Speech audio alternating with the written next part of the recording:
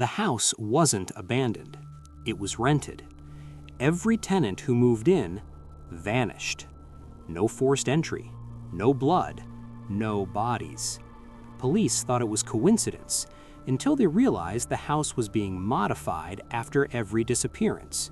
Hidden walls, locks that worked only one way, and a system designed to erase people quietly.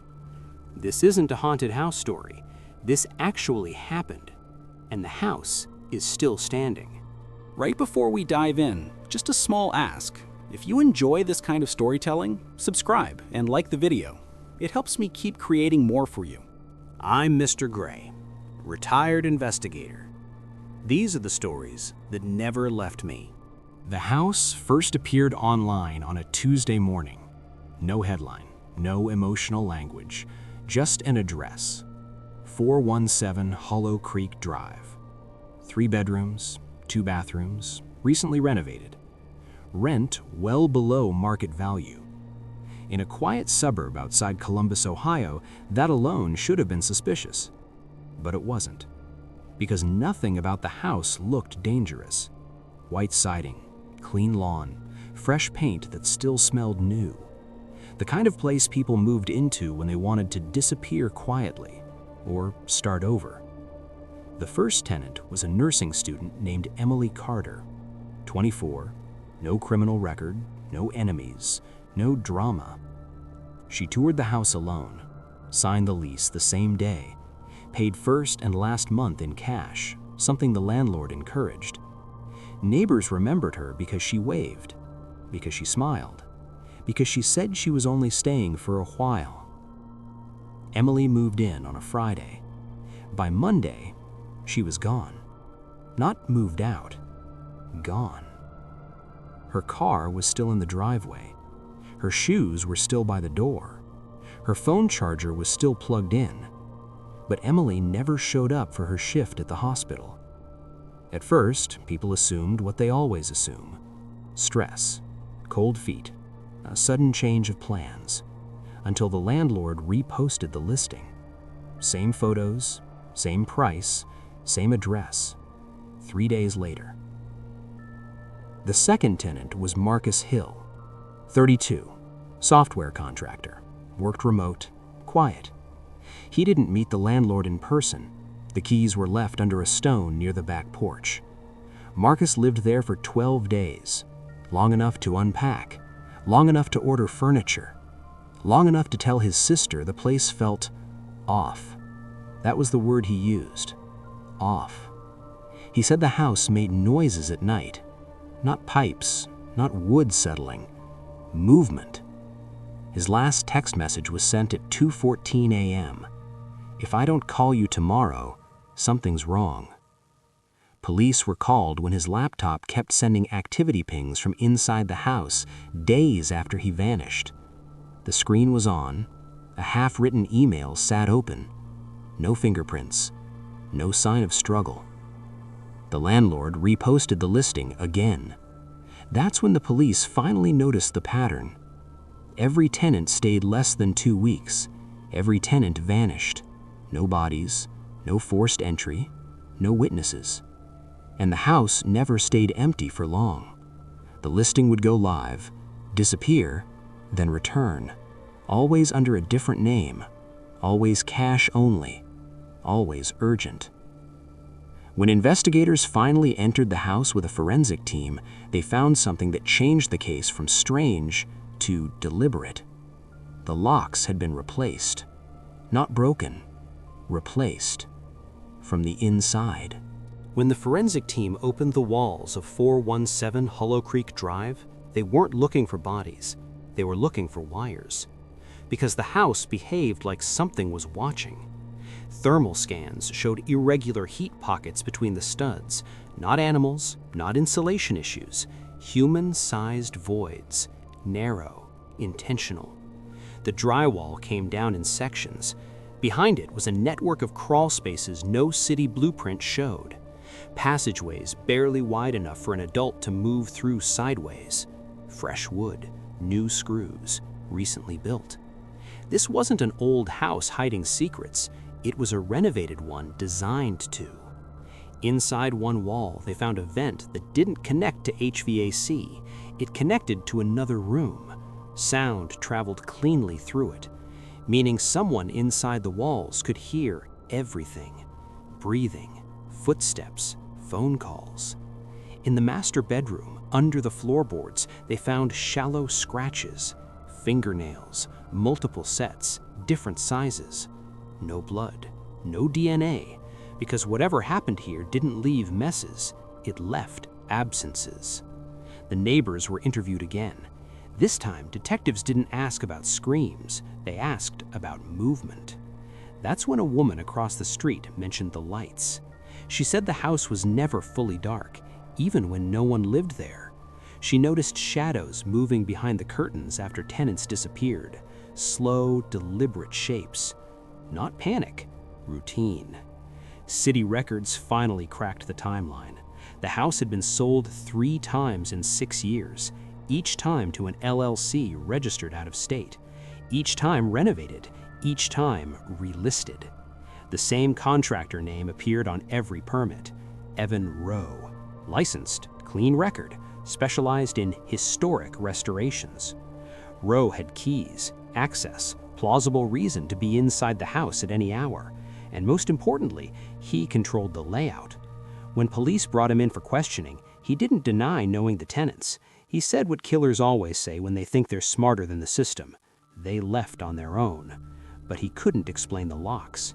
Each tenant's bedroom door had been replaced with a keypad lock, not landlord grade, industrial, hospital-level security.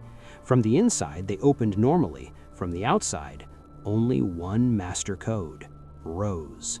Still, no bodies meant no charges, and then the house did something unexpected. It tried to rent itself again. The listing went live while police tape was still up. Same photos, same low price, different name. Someone was maintaining the system, and they were confident enough to keep going. That's when detectives realized the worst truth of all. The house wasn't the trap, it was the filter. People who noticed something wrong early left. People who ignored it stayed. And the ones who stayed, they never came back out.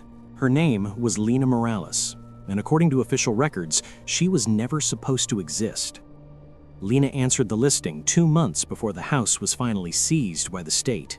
Same photos, same rent, same urgency. She noticed the red flags, cash only, no background check, keys left behind. And she took the place anyway, because Lena was running out of options. She worked nights at a distribution warehouse, slept during the day, rarely had visitors, exactly the kind of tenant the house favored. For the first 4 days, nothing happened. Then the noises started. Not footsteps, not creaking, breathing. Not close, but present. Lena assumed what most people do when they don't want to panic: imagination, stress, exhaustion. On the 5th night, her bedroom door locked itself. No slam, no sound, just the soft electronic click of a keypad engaging. She tried the handle. It opened, from the inside. But when she stepped into the hallway, the lights shut off, room by room ahead of her, guiding her. That's when she ran. She made it to the front door. It didn't open. The keypad flashed red. She never heard anyone move. She never heard anyone speak. She only realized she wasn't alone when the voice came from the wall. Calm, neutral, almost polite. "You didn't leave when you noticed." Lena backed away. The voice continued. "You stayed. That matters." She spent the next 2 days locked inside the house, not restrained, not chased, but managed. The temperature changed depending on where she went. Doors opened and closed without visible cause. Food appeared in the kitchen. Not generosity, maintenance. On the 3rd night, the house went quiet. No lights, no sounds. She found a panel behind the bathroom mirror, loose, unfinished. Behind it, a crawl space. And beyond that, daylight. Lena escaped through a drainage outlet behind the property. When police found her wandering along the road, dehydrated and shaking, they didn't believe her story until they searched the house again. This time, they found the exit sealed from the inside. Fresh drywall, new paint, and something else. A room no one had noticed before. Inside it, filing shelves, each labeled names, dates, lease terms, every tenant, every disappearance, in one file marked differently. Released. Lena's. She wasn't lucky. She was rejected because the system didn't need everyone. It only needed enough. Evan Rowe disappeared 3 days after Lena Morales gave her statement. Not arrested, not charged, just gone. His truck was found parked legally outside a hardware store in Dayton. Inside it, receipts for drywall, insulation foam, keypad locks, vent tubing. No personal items, no phone, no signs of panic. He had exited his own life the same way his tenants had exited the house, cleanly. When authorities traced the LLCs tied to 417 Hollow Creek Drive, they didn't find one owner. They found 14. Shell companies layered under shell companies, registered across 6 states, each owning the house for less than a year, each transferring ownership before any disappearance could legally connect.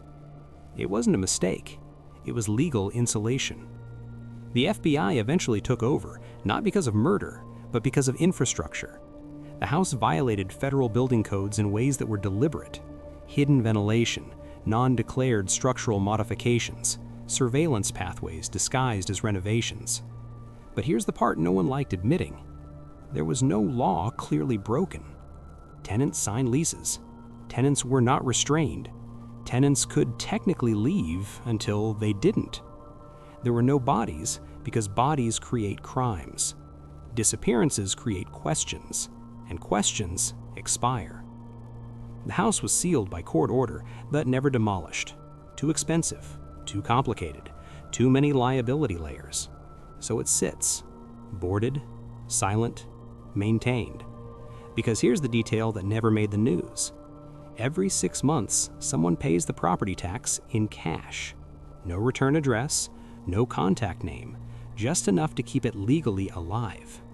Lena Morales moved states, changed her name, refused interviews, but she left one final statement in the file. She said the house didn't feel evil. It felt efficient, like a machine built to remove people the world wouldn't notice missing. People without families nearby, people without routines that triggered alarms, people who needed cheap rent fast. The house didn't hunt, it filtered. And that's why investigators believe the system was never meant to end, just relocate.